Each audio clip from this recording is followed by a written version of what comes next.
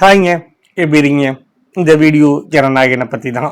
இதுக்கு ஒரு 5 நிமிஷம் கிளிப்பிங்ஸ் ரிலீஸ் ஆச்சு. எல்லாரும் அதிர்ச்சியானோம், நிறைய பேர் ஷேர் பண்ணோம். அதை பற்றின கமெண்ட்ஸ் வந்துச்சு. இன்னைக்கு மொத்த படமுமே ரிலீஸ் ஆயிடுச்சு.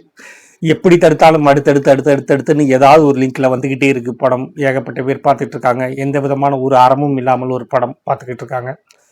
ஒரு சினிமாக்கா இவ்வளவு கொந்தளிப்பா அப்படின்னு கேட்டா கிடையாதுங்க. இது ஒட்டுமொத்த உழைப்பு.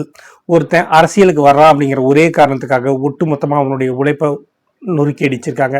முதலா கேவிஎன் ப்ரொடக்ஷன் தமிழ்ல ஒரு சினிமா எடுக்கணும்னு வந்தவங்களை படாத பாடுபடுத்தியிருக்காங்க. இனிமேல் ஜென்மத்துக்கும் அவர் கொண்டு வர போறது கிடையாது. 500 கோடி ரூபாய் முதலீட யாருக்குமே பிரயோஜனம் இல்லாம எவனோ ஒருத்தன் எங்கேயோ இருந்து அனுப்பிச்சிட்டு இருக்கான். இது என்னவாகும் தெரியல. இது இன்னைக்கு ஒரு சினிமா படத்துக்கு நடக்குது, நாளைக்கு எல்லாத்துக்கும் எது வேணாலும் நடக்கலாம். எதை பத்தின கவலைகளும் எதுவுமே இல்லாம நாமளும் ஒவ்வொருத்தருக்கு ஒருத்தர் ஷேர் பண்ணிக்கிட்டே இருக்கோம். எப்படியாவது அந்த படம் வெளியிடானா போதும் அப்படின்னு ஒரு கூட்டமே காத்துக்கிட்டு இருக்கு. எந்த சைட்ல இருந்து பெருசா சப்போர்ட் எதுவுமே வரல. தயாரிப்பாளர் சங்கம் மட்டும், நடப்பு தயாரிப்பாளர் சங்கம் மட்டும் சிபிஐ விசாரணை வேண்டும் அப்படிங்கிற மாதிரி அவங்க சொல்லியிருக்காங்க. அது எந்த அளவுக்கு நடைமுறைக்கு உருவாகும் தெரியல. ஏன்னா இந்த ஆதவ ஒரிஜினா சொல்லும் போது ஜனநாயகனை முடக்குனதுக்கான காரணமே சென்ட்ரல் கவர்மெண்ட் முருகனும் இங்கே உதயநிதியும் தான் அப்படின்னு அப்பட்டமா புகார் சொன்னதுக்கு அப்புறமாவும் சென்ட்ரல் கவர்மெண்ட்டுக்கு கீழே இயங்கக்கூடிய சிபிஐ இதை கரெக்டாக விசாரிக்குமா அப்படின்னு தெரியல. அப்படியே விசாரிச்சாலும் இனிமேல் அதற்கான பயன் என்ன அப்படிங்கிறதும் புரியல. ஒரு தனிப்பட்ட தாக்குதல் எவ்வளவு தரம் தாழ்ந்திருக்கு, ஒருத்தனை எப்படியெல்லாம் உடச்சி நொறுக்கலாம் அப்படிங்கிறதுக்கு ஜனநாயகன் மிகப்பெரிய உதாரணம். ஒரு தேசிய விருது வாங்கின பகவந்த் கேசரி அப்படிங்கிற ஒரு படத்தோட அஃபீஷியல் ரீமேக் அப்படின்னு சொன்னதுக்கு அப்புறமாவும் அந்த படத்துல தப்பான விஷயங்கள் எல்லாமே இருக்கு அப்படின்னு சொல்லிட்டு சென்சார் சர்டிஃபிகேட் கொடுக்கல. அதுக்கப்புறமா திரும்பவும் போராடி வச்சு எல்லாம் பண்ணதுக்கு அப்புறமாவும் அந்த படத்துல அப்படியெல்லாம் ஒன்றும் இல்லை, நாங்கள் சர்டிஃபிகேட் கொடுக்குறோம், பட் நீங்க தேர்தல் ஆணையத்தில் போய் கேட்டுக்கோங்க அப்படின்னாங்க. தேர்தல் ஆணையத்திட்ட அவங்க போய் கேட்குறாங்க. இன்னைக்கு வரைக்கும், இந்த நிமிஷம் வரைக்கும் படமே ரிலீஸ் ஆயிடுச்சு, இந்த நிமிஷம் வரைக்கும் அவங்க தேர்தல் ஆணையத்திலிருந்து படத்தை பார்க்கவே வரல. எப்போ பார்க்க வரோங்கிற பதில் கூட சொல்லலை. என்ன மாதிரியான ஜனநாயகம் புரியவே இல்லை. ஒருத்தன் ஒரு உழைப்பு கொடுத்து ஒரு பண்றாங்க, கோடிகளை கொடுத்து ஒரு படத்தை எடுத்து வைக்கிறாங்க. அது மிகப்பெரிய உழைப்பு. ஒரு சினிமா ஆர்வலராக நம்ம வெளியிலேருந்து 2.5 மணி நேரம் சினிமாவை தான் பார்க்குறோம். அதுக்காக 1 வருஷம் ஃபுல்லாக உழைச்சிருக்காங்க. அந்த உழைப்பை 1 நிமிஷத்துல விழலுத்தி ரத்தை நீரா மாத்திருக்காங்க அப்படிங்கிறது எவ்வளவு வெட்கக்கேடான விஷயம். இதுக்கு யாரையெல்லாம் குறை சொல்லலாம்? சென்சார் போர்டுல இருந்து அத்தனை பேரையுமே குறை சொல்லலாம்.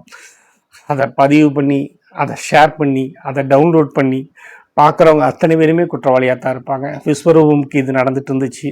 இப்போ ரொம்ப நாள் கழிச்சு திரும்பவும் ஜனநாயகனுக்கு நடக்குது. இந்த சமயத்திலையும் யார்கிட்டையுமே ஒற்றுமை இல்லை, சினிமா துறையில ஒற்றுமை இல்லை அப்படிங்கிற பட்சத்தில் இனிமேல் வரக்கூடிய ஒவ்வொரு பெரிய நடிகர்களுடைய படமும் இந்த மாதிரி ரிலீஸ் ஆகும். எப்படி ரிலீஸ் ஆச்சு, ஏன் ரிலீஸ் ஆகிறதுக்குங்கிறதுக்கான காரண காரியங்களை அவங்களால கண்டுபிடிக்கிறதுக்கான வாய்ப்புகளும் இருக்கு. ஆனால் ஏன்னா இந்த படம் இன்னும் ரிலீஸ் ஆகலை, சென்சாருக்கு மட்டும்தான் போயிருக்கு. அதனால கொஞ்சம் தான் பிரிண்ட் வச்சிருப்பாங்க. அந்த பிரிண்ட்ல ஒவ்வொரு பிரிண்ட்லையும் வாட்டர் மார்க்ல இது யாரோட சம்மந்தப்பட்ட பிரிண்ட் அப்படிங்கிறது தெரியும். தயாரிப்பாளருக்கு சம்மந்தப்பட்ட பிரிண்ட்னா அதில் ப்ரொடியூசர் பிரிண்ட் அப்படிங்கிறது வாட்டர் மார்க்ல இருக்கும்.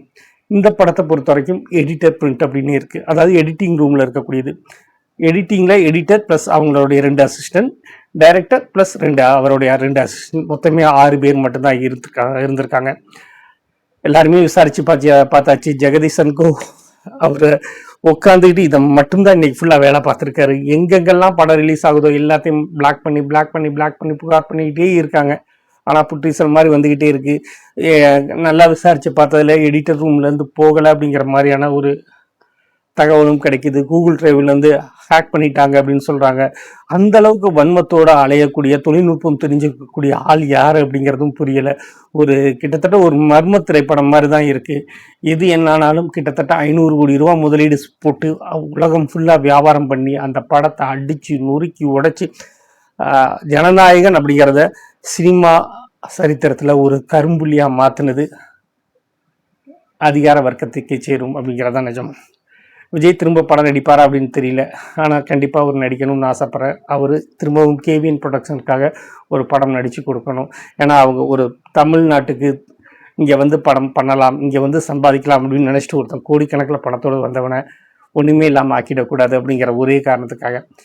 ஸோ விஜய் என்ன பண்ண போகிறான்னு தெரியல, ரசிகர்கள் என்ன பண்ண போகிறாங்கன்னு தெரியல, படம் எப்போ ரிலீஸ் ஆக போகுதுங்கிறது தெரியல, இந்த படத்தை எத்தனை பேர் பார்த்து அதுக்கான ரிவ்யூ எல்லாம் போட போகிறாங்கன்னு தெரியல. நிச்சயமாக கொஞ்சம் மனசாட்சி உள்ளவர்கள் தான் நாம். ஸோ நம்ம பண்ண மாட்டோம். எவனோ ஒரு முட்டாள், ஒரு பைத்தியக்காரன், வன்மம் பிடிச்சவன், அவனுடைய வெறிக்கு ஒரு படம் இரையாயிருக்கு அப்படிங்கிறது வருத்தத்துக்குரிய ஒரு விஷயம்தான். வேற என்ன சொல்ல. இன்னொரு வீடியோவில் கண்டிப்பாக சந்திப்போம். நன்றி.